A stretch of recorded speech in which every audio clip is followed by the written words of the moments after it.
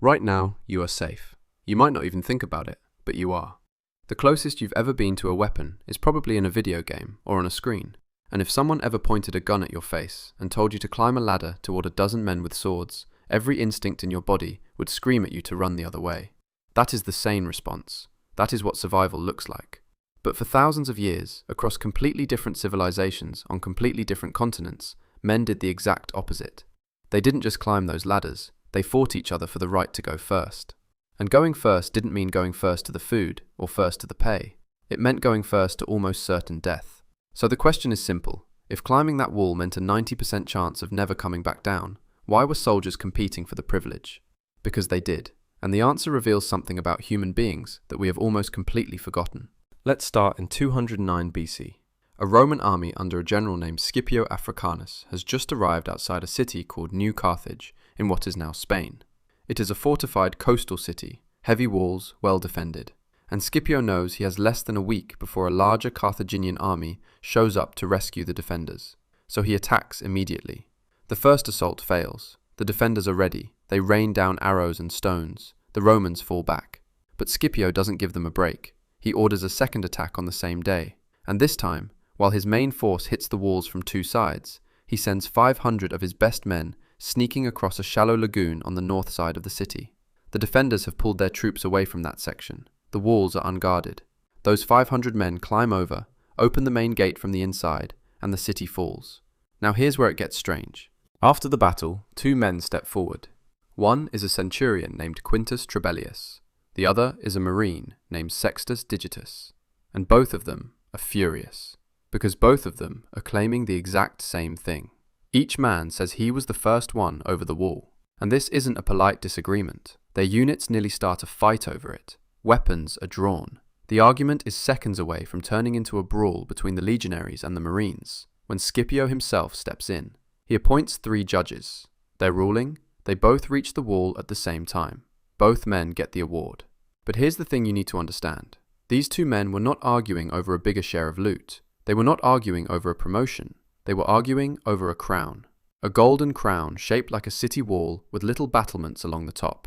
The Romans called it the Corona Muralis, the mural crown. And they were willing to fight their own comrades for it, because in ancient Rome, that crown was worth more than gold. It was worth an entirely different life. Here's what most people get wrong about ancient awards. We hear military medal, and we picture a ceremony, a handshake, maybe a small pension. Something symbolic, something that looks good on a uniform. The Corona Muralis was nothing like that. First, the money. The financial reward that came with this crown was enormous. We're not talking about a bonus. We're talking about enough wealth to change your family's circumstances permanently. Second, the fame. A recipient of the Corona Muralis became a known person across the entire Roman world. Everyone in your city, everyone in the military, everyone in politics. They knew your name and they knew what you had done. This was a society without newspapers or television. Glory spread by word of mouth and by physical symbols. And that golden crown on your head was a symbol everyone recognized instantly. But third, and this is the part that really matters, political power. In ancient Rome, military achievement and political office were the same ladder. You didn't get elected by having good policies. You got elected because you had proven, visibly, undeniably, that you were a man of virtus, a Latin word that means manliness, courage, excellence, and bravery, all rolled into one. The Corona Muralis was proof of virtus in its purest form. And once you had that proof, political doors opened. Offices that were closed to your family for generations suddenly became available. Your sons could rise higher because of what you did on that wall. The Roman writer Aulus Gellius described the crown as one of the most coveted military decorations in the entire Republic. And the archaeologist Valery Maxfield notes something crucial. It was awarded without regard to rank or status. A common marine could win it. A centurion could win it. The wall didn't care who your father was. It only cared if you got to the top first. And that is exactly why men fought for the chance. But we still haven't answered the real question. Because even if the reward was enormous, the risk was still death. And human beings are supposed to be rational about death. So what made the calculation work? Let's actually picture what climbing that wall looked like. You're at the base of a stone wall, maybe 10 or 12 meters high. Defenders above you are throwing down rocks, pouring boiling water, shooting arrows straight down at your face. The ladder you're climbing is wobbling because defenders are trying to push it over with long poles. The man in front of you just fell. The man behind you is hesitating. And you keep climbing. If you reach the top, you don't get a moment to breathe. The moment your head clears the parapet, multiple defenders are swinging at you from above, stabbing downward where you can barely defend yourself. You have to somehow clear a space wide enough to get your whole body onto the wall, fighting uphill against men who have every advantage. Most people who made it onto the wall did not come back down alive. The Corona Muralis could not be awarded posthumously. You had to survive, and many didn't. So why did the math work? Because here's the part people forget. For a Roman soldier from a modest background, the alternative wasn't safety. The alternative was a life with no prospects. You were going to die someday anyway, in a ditch, on a farm, in some forgotten skirmish nobody would remember. The wall offered something the farm never could, a small chance at a completely different existence. Not just for you, for everyone who carried your name. The historian Livy wrote that Roman soldiers dashed on in the face of wounds and missiles, and neither walls nor armed men standing on them can restrain them from vying with one another in the attempt to climb. That word, vying, competing. They weren't just willing, they were racing each other to the top. Now you might be thinking, okay, that was Rome. The Romans were famously intense about military glory. Surely this was a Roman thing. It wasn't. Fast forward 1,000 years to medieval Europe. Siege warfare hasn't changed much. Ladders, walls, defenders above, and the men who climbed first were still being rewarded. Not with golden crowns, but with something equally transformative. Knighthood. A common soldier who was first over the wall could be knighted on the spot. And knighthood in the Middle Ages wasn't a ceremonial title. It was a social earthquake. It meant land. It meant your children could marry into better families. It meant you stopped being a peasant who swung a sword and started being a lord who owned the sword, and the land, and the men who swung it. The same pattern appears in feudal Japan. Samurai who distinguished themselves, first in a siege, first through a breach, first onto a wall, were rewarded with land grants, promotions, and their names recorded in clan histories that would be read for centuries. The first spear honour was a recognised category of battlefield achievement with specific rewards attached.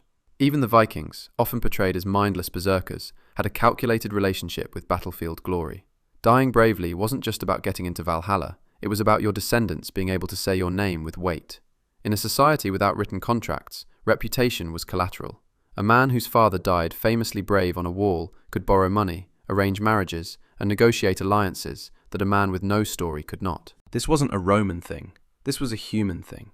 Across cultures and across millennia, societies that relied on walls for defense created the same incentive. A small chance at glory traded for a large chance at death. And generation after generation, someone stepped forward. But here's something the Corona Muralis story reveals when you look closer. The award was technically open to anyone. In practice, centurions won it far more often than regular soldiers. And the reason isn't what you might think. It's not that centurions were braver, it's that they had something a lone soldier didn't: men behind them. The Roman historian Valery Maxfield points out that no single man could take a wall alone. You needed soldiers at the base of the ladder holding it steady. You needed archers shooting up at the defenders to keep their heads down. You needed men on either side of you climbing at the same time, so the defenders had to split their attention. A centurion had all of that.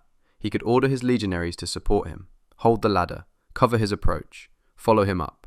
And in return, if he won the crown, he almost certainly shared the financial reward with the men who got him there. The system worked because the glory flowed up and the money flowed down. This is also why you rarely hear stories of a completely solo soldier winning these awards. The wall was a team project. The crown just went to the man who was technically first. So when did this stop? When did soldiers stop racing each other to be first onto the wall? It didn't stop because humans changed. It stopped because warfare changed. By the early modern period, roughly the 1500s and 1600s, walls were becoming obsolete in a new way. Cannons could bring down fortifications that had stood for centuries. The age of pike and shot warfare arrived. Massed formations of men with firearms, drilled movements, volley fire. In that kind of warfare, individual courage became a problem, not a solution.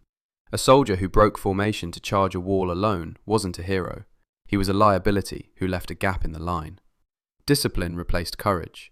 Coordination replaced individual glory. The military historian Valery Maxfield notes that awards like the Corona Muralis faded away not because men stopped being brave, but because the system stopped rewarding bravery that didn't serve the larger formation. The math had changed. Going first on the wall was no longer worth it, because what waited on the other side was no longer a crown. It was a cannonball. For thousands of years, across Rome, medieval Europe, feudal Japan, and Viking Scandinavia, the most dangerous job in warfare, climbing an exposed ladder into certain death, was also the most coveted. And the reason makes perfect sense once you understand the world these men lived in. They were not suicidal, they were calculating. The reward was not just money, it was social transformation. A golden crown that became a political career, a knighthood that became a bloodline, a reputation that echoed for centuries. The wall was a filter. It filtered out everyone who was unwilling to risk everything. And for those who passed through it, life on the other side was unrecognizably better.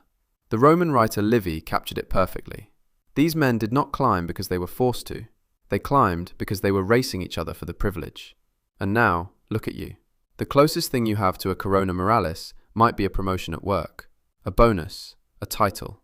You compete for it in meetings, in emails, in performance reviews. And the worst thing you risk is not death, it's embarrassment. It's a rejection letter. It's having to look for another job. Your ancestors climbed wobbling ladders into a storm of arrows, while men above tried to push them off. And they lined up for the chance, not because they were insane, because they understood something that modern comfort has made it easy to forget. For most of human history, a life without glory was a life without prospects, and a small chance at glory was worth more than a guarantee of nothing. The wall was terrifying, but what waited on the other side was worth more than safety. If you want more stories about the moments in history when human beings did things that make no sense until you understand their world, subscribe.